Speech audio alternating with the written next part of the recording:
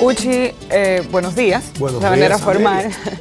Una vez más se cae el Código Penal en el Congreso y en esta ocasión, después de un debate que se dio en la Cámara de Diputados, como hace mucho que no veíamos una discusión en esta Cámara Legislativa. Fue muy interesante darle seguimiento a las propuestas, a las discusiones, a los argumentos utilizados por unos 22 legisladores que ayer decidieron plantear su posición, sobre todo con lo que tiene que ver con la interrupción del embarazo y las observaciones que había presentado el presidente Danilo Medina, que buscaban que se introdujera en este proyecto de ley la posibilidad de que en este país no se penalice la interrupción del embarazo cuando está relacionado con 3 causas muy específicas, entre ellas que la vida de la madre corra peligro, que el desarrollo del feto sea incompatible con la vida o que el embarazo sea producto de violación o incesto.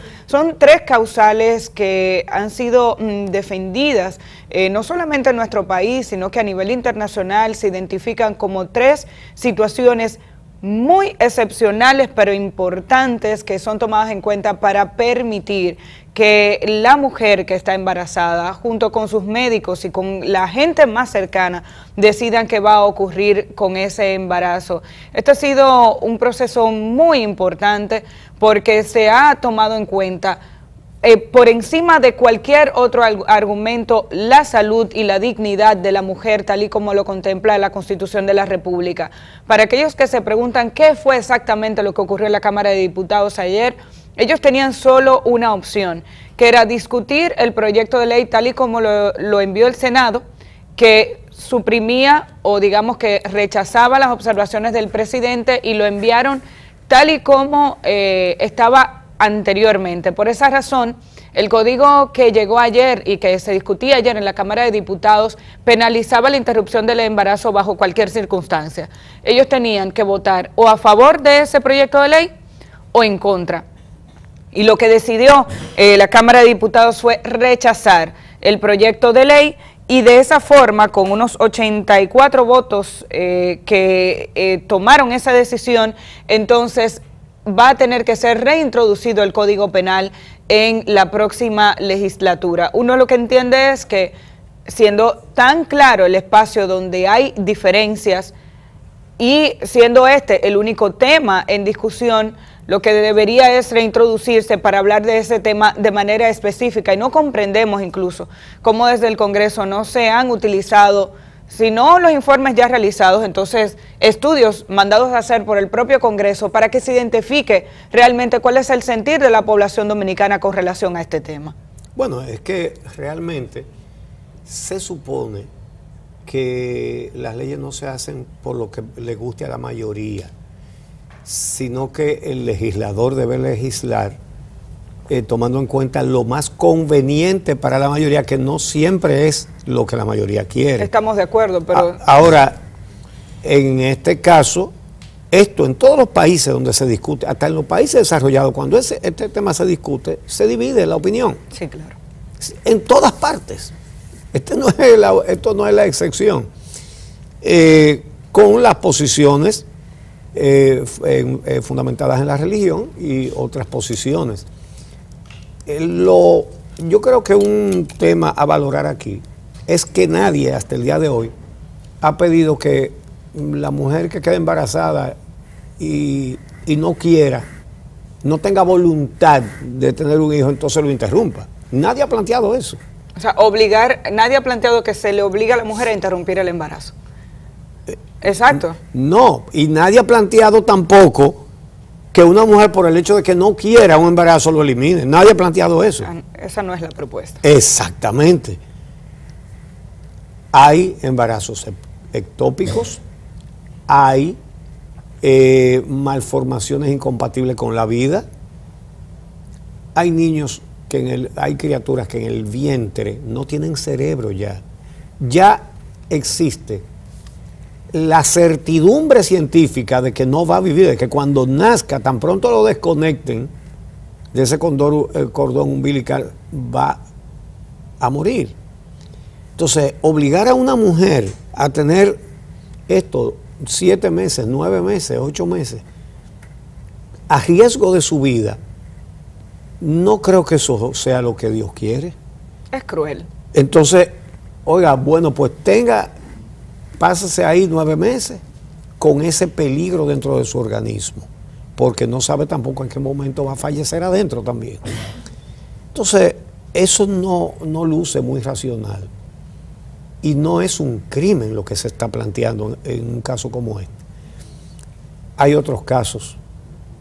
Yo me pregunto, ¿cuántos religiosos, incluso que están de acuerdo con la posición de la penalización total y absoluta? Yo me pregunto, si les pasara a ellos o pasara en su familia, si le pasara a una hija menor que la violan y la embarazan. Esos casos abundan, señores. La violan y la embarazan. Aquí paren niñas de 11 años, señores, de 12 años, de 14 años, constantemente. Y a veces por incesto. Entonces, muchas veces las violaciones son cometidas dentro de la familia. A veces por los padres, porque hay toda clase de seres humanos, señores.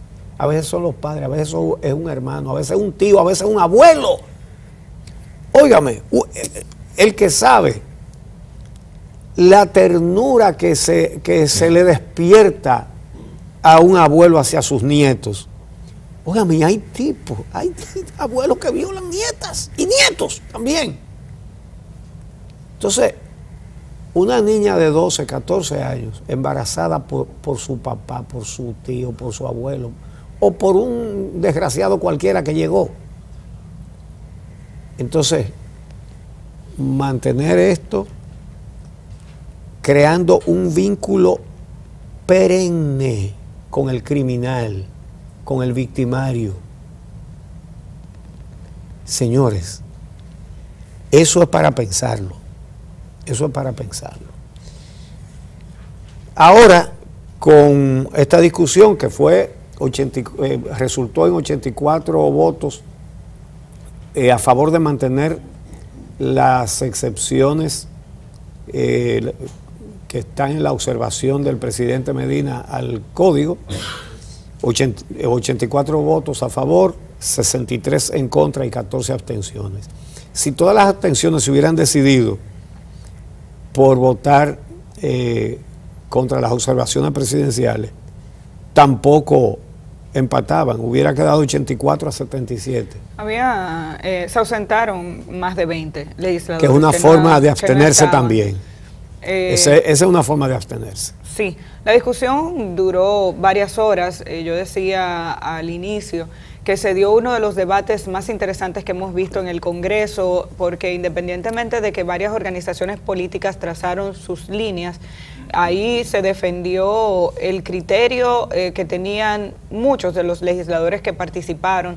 Se pudo tener acceso a los argumentos sólidos que presentaban cada una de las partes, porque hay que decir que aquellos que se oponen a esas tres causales también tienen sus razones. Claro. Que no las compartimos es otra cosa, pero tienen sus razones. Y era evidente también la presión, había gente reconocida de varias iglesias en los asientos que están habilitados en la parte superior de la Cámara de Diputados, dándole seguimiento permanente a lo que hacían los diputados. También había manifestaciones en las afueras del Congreso Nacional, de las organizaciones que defienden los derechos de las mujeres, y creo que este tipo de debates es el que quisiéramos ver con más frecuencia también en el Congreso Nacional, donde se llegue a una decisión no exclusivamente porque el partido dijo que voten y gente que no lee un documento, sino porque el que decidió o votó a favor o en contra de un proyecto de ley es porque tiene la convicción de que ese es el voto que debe depositar.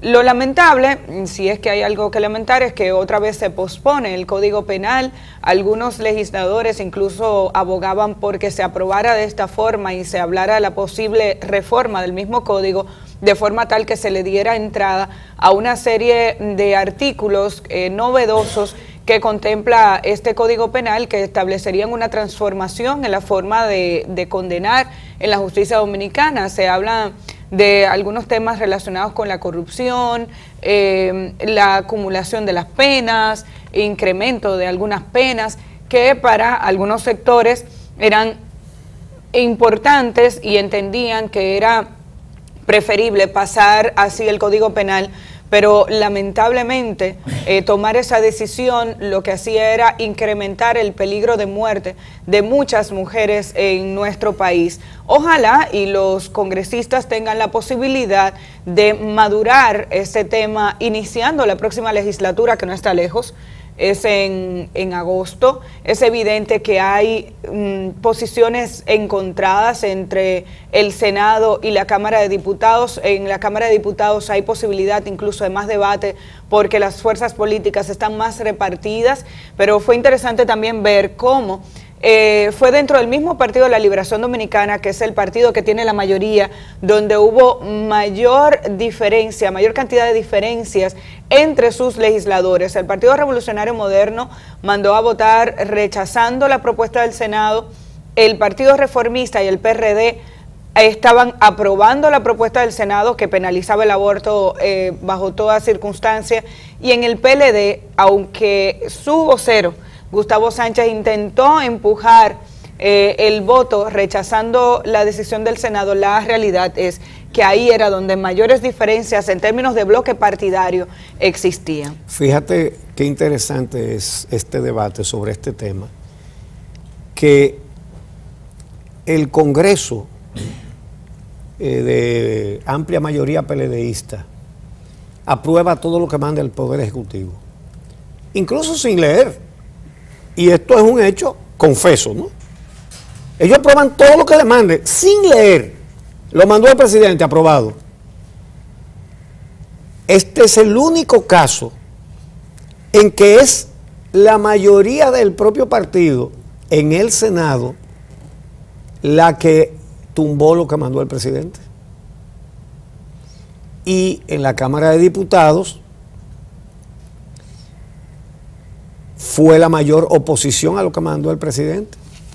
Ahora el vocero y varios, digo, si no hubiera habido legisladores PLDistas que votaran en el sentido contrario, pues se hubiera mantenido la penalización total del aborto, pero una gran parte votó a favor de la penalización absoluta, pero una cantidad no pequeñita lo hizo en sentido contrario, y eso unido a votos de partidos de la oposición. Pero en la oposición pasó lo mismo.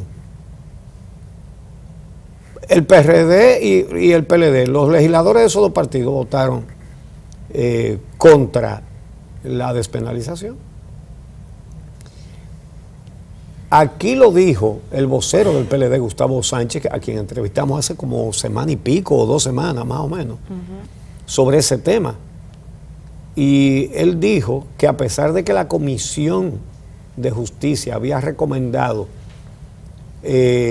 rechazar las observaciones del presidente y votar en el mismo sentido que el Senado, él decía que eso no iba a suceder, aunque lo dijera la comisión que estudió el proyecto. Y él decía que este iba a ser el resultado, y se ve que hablaba con mucho conocimiento de causa y situación. Bueno, ojalá el tema se extinguiera con esto, pero no se extingue, porque se necesita aprobar el código y va a haber que volver a plantear eso más adelante. ¿Cuándo lo harán? Ellos decidirán, pero va a haber que discutir todo esto de nuevo. Bueno, y Uchi, no quiero dejar escapar, ustedes mencionaron hace un momento el tema del caso Odebrecht, que ya están en sus residencias todos los imputados de este caso que fueron favorecidos con la libertad condicional por la segunda sala de la Cámara Penal de la Suprema Corte de Justicia el pasado fin de semana. Salieron en la tarde, desde las 3:30, se le dio seguimiento a la salida de Conrado Pitaluga, de Temístocles Montaz, de Máximo de Olio, el presidente del PRM Andrés Bautista, los 6 que fueron favorecidos con esta decisión del tribunal, quedando solo en la cárcel pública de Najayo Víctor Díaz Rúa y Ángel Rondón. además de las declaraciones de Temo Montaz, que por cierto ha estado muy eufórico, ha puesto varios tweets agradeciendo a la gente que le apoyó, etcétera. Él incluso llamaba la atención del Ministerio Público diciendo que nadie debería ser sometido a la justicia bajo las circunstancias en las que él fue sometido solo por la delación o por el testimonio de otra persona. También Andrés Bautista hizo ayer una rueda de prensa, o sea, fue directo desde Najayo al Partido Revolucionario Moderno. Allí pronunció unas palabras indicando que espera que aquí se profundicen las investigaciones y que el tribunal actúe conforme a lo que establece la ley. Dijo que no solamente para él, sino también para los otros coimputados que están relacionados con su organización política. Mencionó entre ellos a César Sánchez y a otros más. Hay que decir que el Ministerio Público tiene la responsabilidad de instrumentar un expediente sólido para este caso. Que insistimos en que el documento que hemos conocido hasta ahora es un documento de presentación de medidas de coerción, pero que las advertencias hechas por la jueza Miriam Germán, lejos de provocar celebración en algunas organizaciones políticas, como vimos unos tweets de la vanguardia del Partido de la Liberación Dominicana, por ejemplo, celebrando como si aquí se hubiera indicado que estas personas son inocentes, lo que debe es este mensaje de la jueza Miriam Germán, llamarle la atención del Ministerio Público para que instrumente un expediente como el expediente que se está esperando, con pruebas sólidas, contundentes, irrefutables, que permitan condenar a los que realmente estuvieron involucrados en este caso, y que sean condenados todos los involucrados en este caso, porque hasta este momento incluso la percepción, porque no somos los investigadores, pero la percepción que tiene esta ciudadanía por el tipo de proyectos, el tipo de red que desarrolló Odebrecht en el país y por la cantidad de proyectos, que son 17 que hay en la República Dominicana, el manejo y la protección que ha habido incluso para algunos de esos proyectos, hacen que la población entienda que faltan personas por ser sometidas a la justicia. Ayer salió otra nota de prensa de la Procuraduría General de la República, esta vez indicando que eran unas declaraciones de la Procuradora especializada en persecución de la corrupción administrativa, Laura Guerrero Pelletier, que es la persona que está a la cabeza de este proceso, indicando que efectivamente, según esa nota, el Ministerio Público tiene más y que el Ministerio Público ha estado atando todas las pruebas de este proceso que es complejo. Ninguno de los que estamos de este lado queremos que el Ministerio Público fracase, todo lo contrario.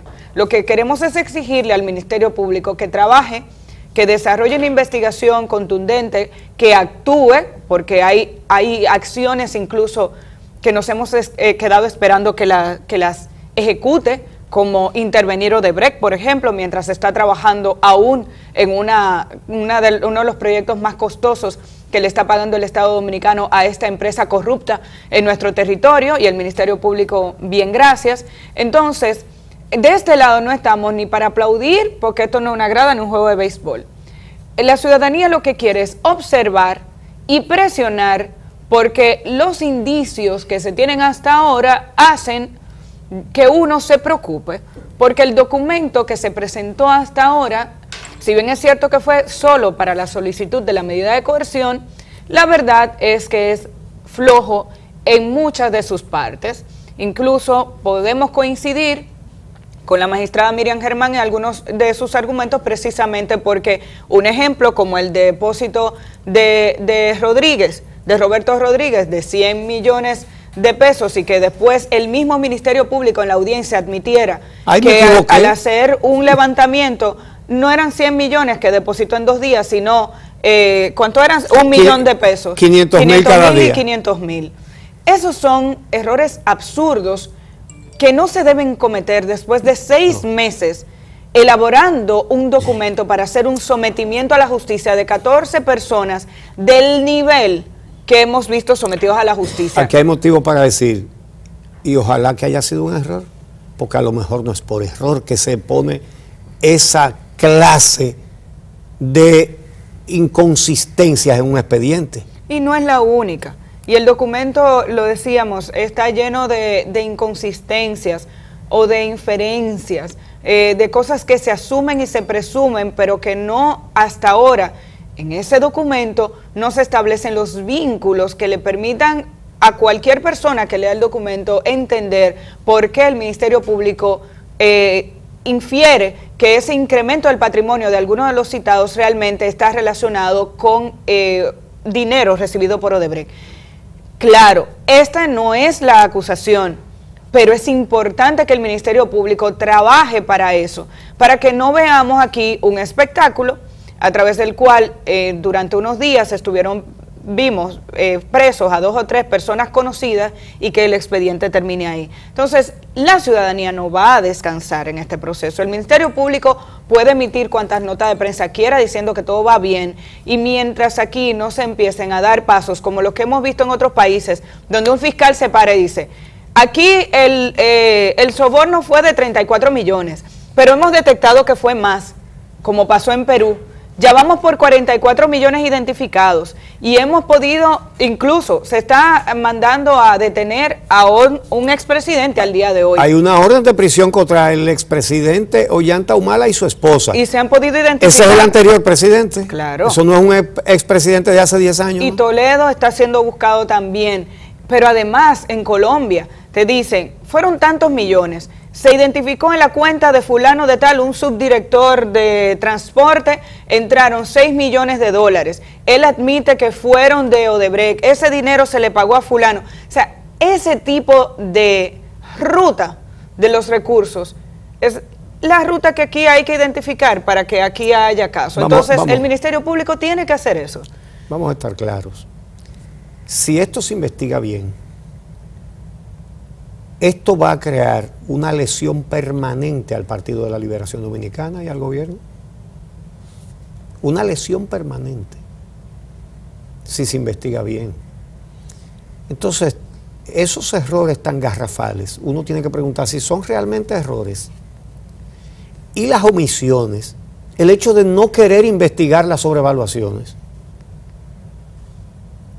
¿es que eso va a resultar en más implicados? Pero además,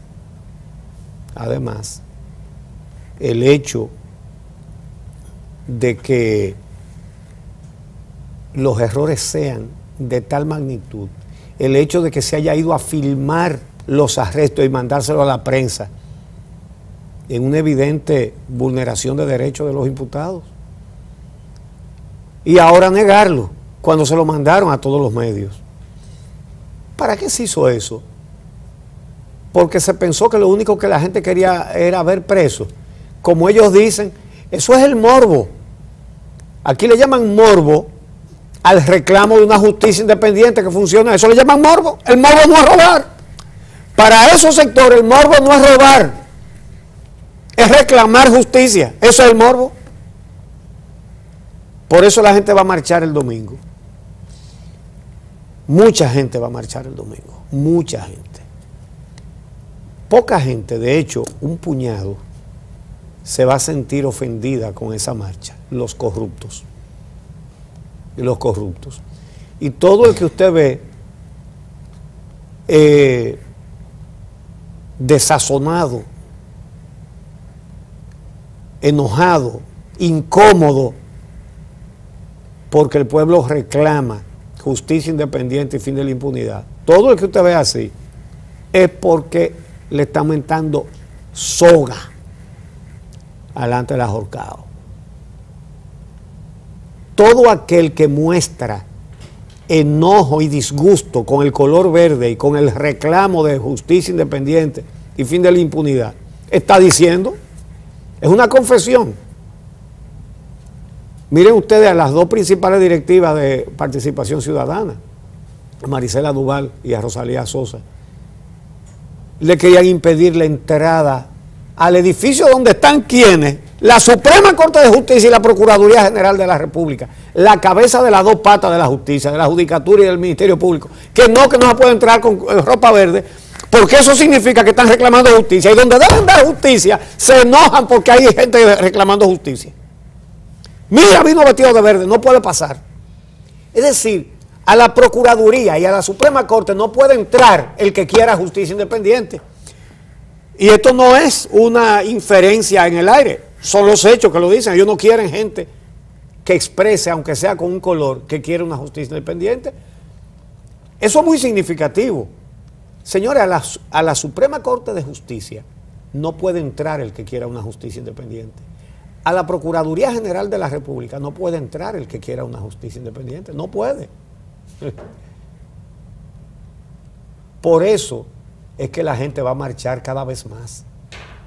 Y lo del domingo, por lo que uno va sintiendo, va a ser grande, va a ser muy grande. Entonces los que se van a sentir amargados son quienes, los que han sido protegidos por la impunidad, los que han robado. Los que han robado y posiblemente alguno que le haya caído alguna borona de los robados.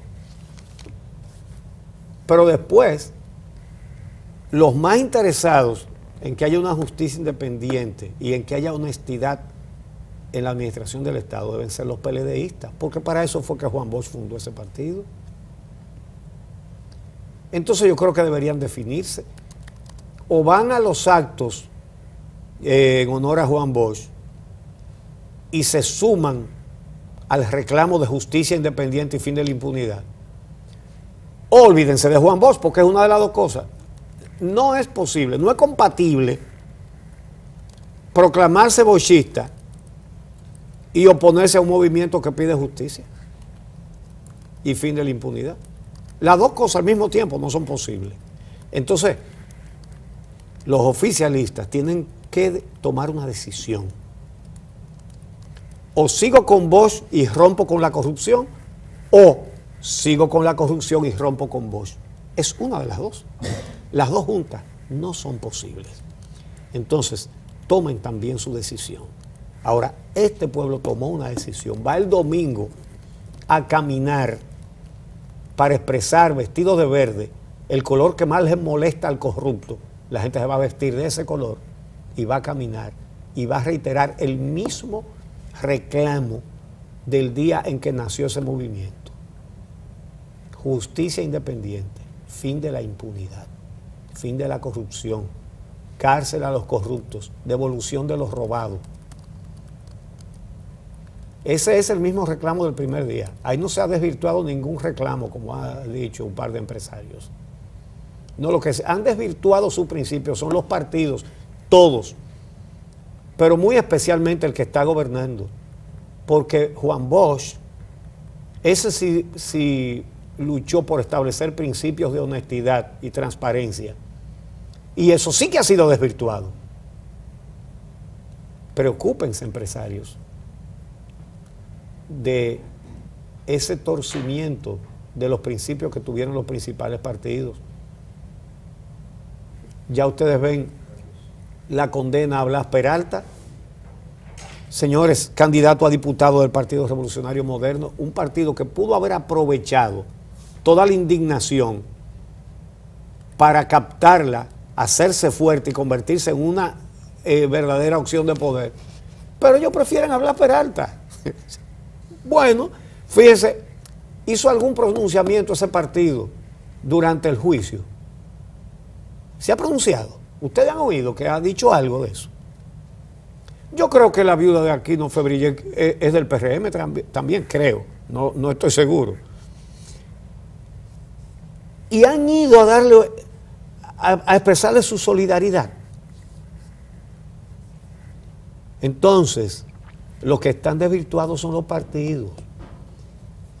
El Movimiento Verde está diciendo lo mismo que el día en que nació. Y mientras siga diciendo eso mismo, va a tener el respaldo de la gente. Entonces, el domingo, desde ahora, usted que sabe que lo único que le está requiriendo a la patria, el único sacrificio, el único esfuerzo es ir a caminar.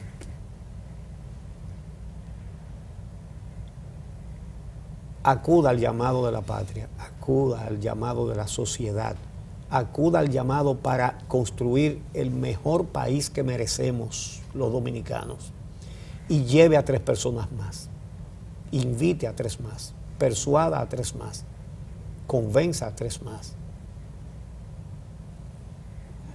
Justamente el día de la Trinitaria es el domingo. Vamos a convencer a 3 personas para que nos acompañen.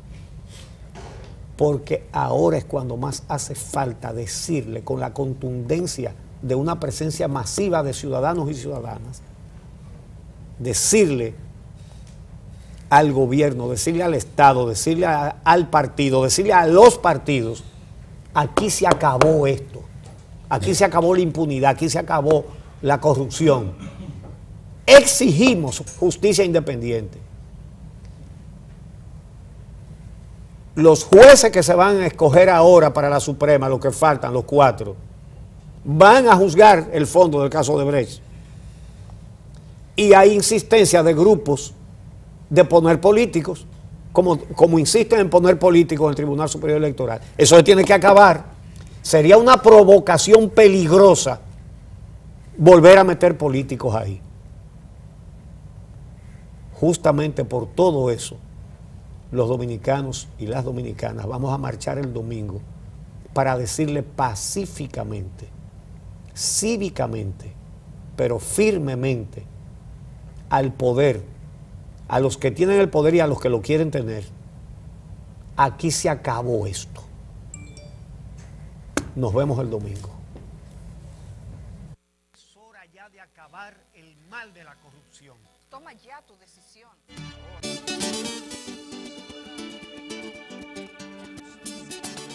Y en eso que está la gente.